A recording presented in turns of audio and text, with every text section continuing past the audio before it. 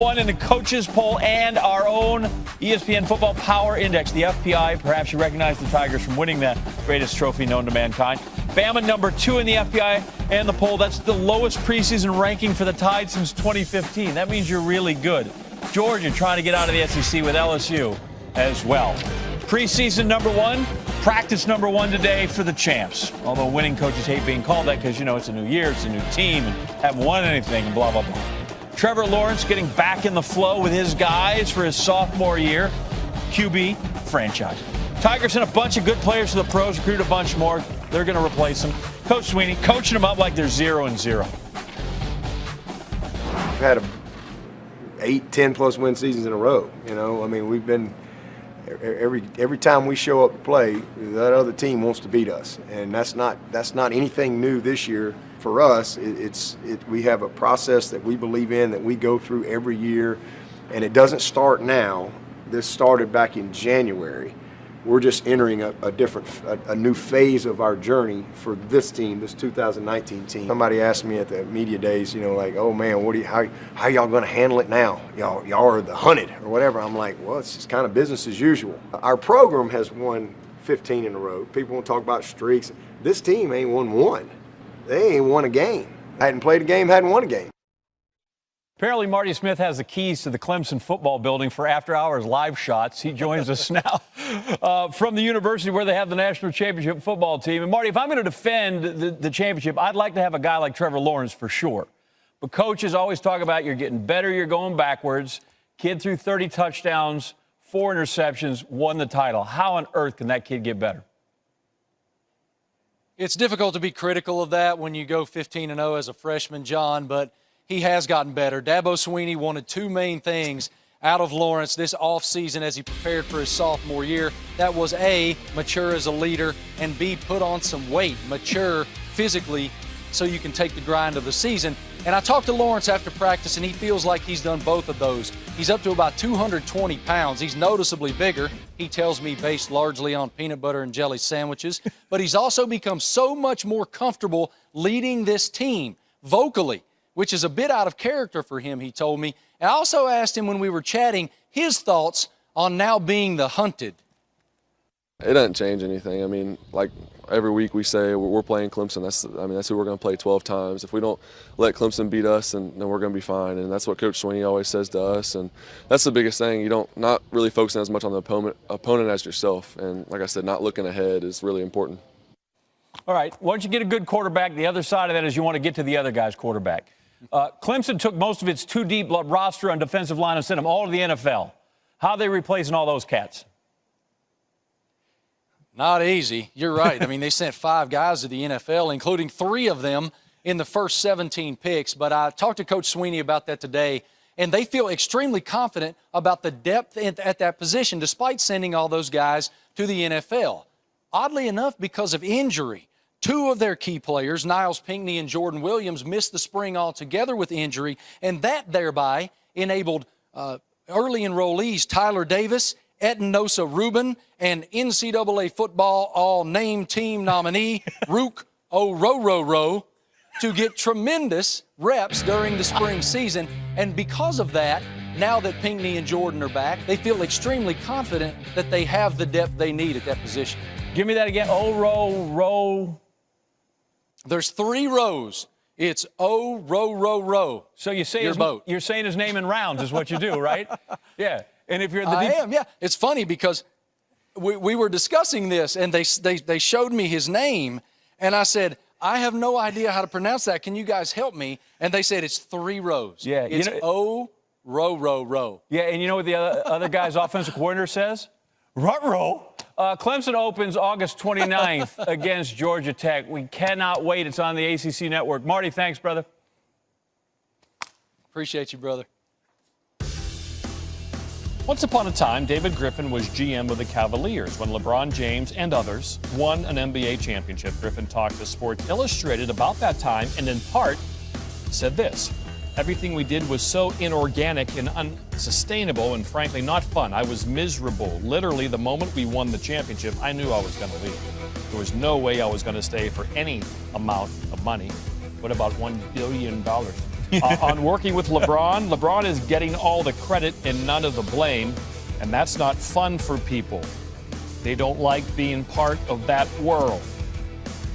David Griffin on the jump today to clarify. The whole backdrop of that conversation was about the noise around that Cavaliers team and the media portrayal of all of it. The fact that there was so much scrutiny in everything that we did. When I was speaking about being uncomfortable and, quote, being miserable, it was my inability to deal with that media scrutiny. It wasn't the man himself. It was everything that came with a team led by LeBron James. I was disappointed that the story really became about me and a sensationalized version of quotes that were taken totally out of context. And quite frankly, none of the information was new information. Had I made these comments about virtually any other player, would it have been a 2-day media cycle? I think you're talking about a guy who by himself is sensationalized for the sake of ratings and for clickbait, and I think that happens with him all of the time. I do. I love it. I know. 143 days until we got the NBA on ESPN and ABC The red jacket. on Christmas Day. Warriors, Rockets, Christmas Day. Westbrook's involved in that. That's right. Woj is in the know for this holiday scheduling thing, along with our reporters Kim McMahon and Malik Andrews. Clippers, Lakers, both going to stay home. Only one can be the home team. They'll play each other. Pelicans, Nuggets. So Zion instantly throws them into Christmas Day echelon. Celtics and Raptors will be there. And then, of course, the Bucks for the second consecutive year after a 32-year wait on Christmas Day against the 76ers. Rumor has it that in that one, Ben Simmons may try a three. Yeah. Anderson, Bucci. Raiders training camp in Napa. Coach Sean Gruden doing a little whining because his star wide receiver, Antonio Brown, hasn't been fully healthy, fully available to the squad. Minimal reps. Team's mum on what's wrong, but AB posted on Instagram some hideous pictures of blisters on the soles of his feet. And that'll slow a fella down. And then that gets the head coach talking about the fella not being here. I think we're all disappointed. We think he's disappointed. We like to, get the party started. We like to get him out here. He's big part of this team, but in the time being, we're going to continue to work hard, and we've seen a development of some other receivers we're excited about. Paul Gutierrez camping with Oakland. Well, another day, another missed practice for Antonio Brown, whose aching feet have yet to allow him to fully practice in his first training camp with the Raiders, and it is obviously starting to wear on Coach John Gruden. Brown was a constant presence during the Raiders' offseason training program, impressing coaches and teammates alike with his work ethic and professionalism, but he has been conspicuous by his absence here in Napa. He's only participated in one pre-practice walkthrough, and he was limited in another before leaving early.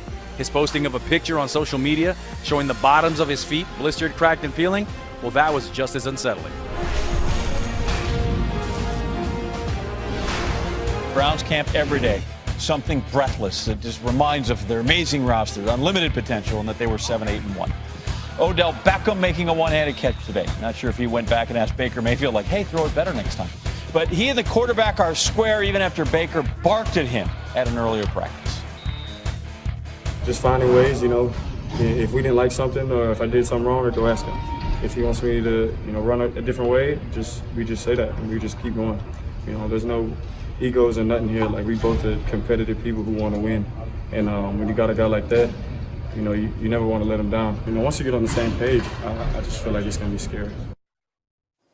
The word we were looking for. Scary. Scary when they get on the same page. Fantasy draft coming up. Odell projected as the 5th most points guy among receivers this season. Tyreek Hill, the Chiefs, tops the list. Devontae Adams, Packers, 2nd. Antonio Brown, he's down there 8th. Michael Thomas, who got $100 million. Yep. They're between Beckham and Brown. Basketball this fall, turned 35 in May. He's played 17 NBA seasons. Carmelo, that's fun to say. Signed with the Rockets last summer, went on to play just 10 games, traded in January to Chicago, then waived by the Bulls. It was a lost year that deflated Anthony. He told me I wasn't going to make the rotation. I'm like, I can't make a 9-man rotation. That's what you're trying to tell me? I've already started to accept the fact that I got to come off the bench, which was very hard for me. I accepted that, and I moved on from that, right? But you telling me that I can't make a 9, 10-man rotation on this team is deeper than basketball. It strikes me that I'm not on the roster along with, due to my talent first, right? due to my skill, knowing what I can still bring to this game, right? You mean to tell me it's 30 teams in the NBA? I can't make a 15-man roster out of 30 teams in the NBA? We reaching out, we talking, is dialogue with certain teams. I don't want to get into specifics, but there's conversations. But I think for me now, it was just a matter of me letting everybody know where I'm at, right? Physically, mentally, emotionally. Like, this is where I'm at. I want to play basketball. I still love the game of basketball. I don't play this game for a farewell tour. I'm ready to get back on the team. All right, he's out there in the public trying to state his case, which is smart. One of several NBA notables looking for a home. We got a little bit of time. It is early August. Camp's coming up a couple months away. J.R. Smith's still out there. Vince Carter wants to play a 22nd NBA season. Lots of guys on this list spent some time in Houston last year.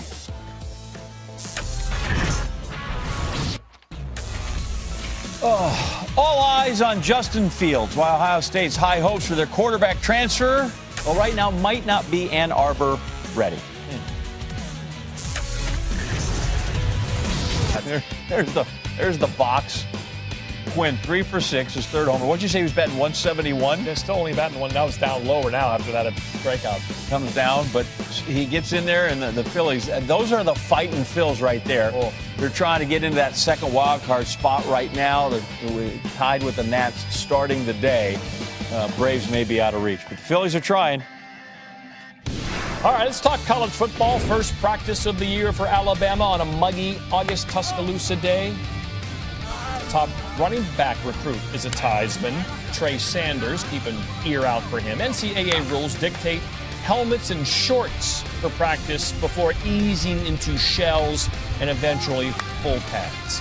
Chris Lowe with plenty of glad tidings. There's a lot of new faces here at University of Alabama as we start the 2018 football season. 8 new coaches, including offensive coordinator Steve Sarkisian. Sarkisian not straying too far today on the practice field from quarterback Tua Tagovailoa. And speaking of new, Tua with a new body. He lost 20 pounds, gained 15 pounds back in muscle. His secret, no more binge eating at night.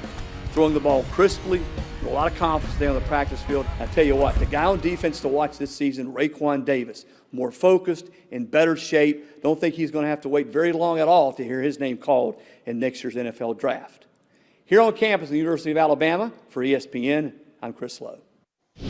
The Urban Meyer era is over at Ohio State after 7 years. Ryan Day runs the program now. He has some experience from last year as interim coach, which should smooth the transition. Ohio State opens up August 31st against Lane Kiffin's Florida Atlantic Owls. Oh, Tannenbaum. Oh, Tannenbaum!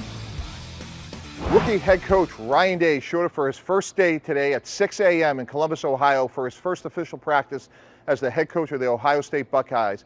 At the start of practice, he called up his team and said he was looking for a team that could fight and compete on every snap and every drill, and that's exactly what we saw from his Buckeye squad. We got a bunch of young guys who are trying to figure out what's going on, some older guys trying to solidify themselves, and now we're going to get ourselves into preseason camp and ready to go. What really matters is what it is at the end of the year, and so we got to do it. You know, we got to prove that we're the best team in the country, and that's what we got to go about the business of doing every day. The other major storyline coming out of Columbus today is highly touted transfer quarterback Justin Fields. He got off to a very uneven start, fumbling his first snap in team period. However, he recovered nicely, completed a few passes down the field, and he's certainly somebody that could attack a defense, not only with his arm, but with his legs. He will be an exciting player to watch this fall and watch his development. That's a big question mark for the Buckeyes. All their quarterbacks, none of them were there last year. Alabama, Ohio State have won 3 of the 5 college football championships under the current playoff system. 2 Alabama, 1 Ohio State. But according to ESPN's Football Power Index, the Crimson Tide have a much better chance this year. Look at schedules and talent, the whole thing, throw in the big computer, and you can see the difference there.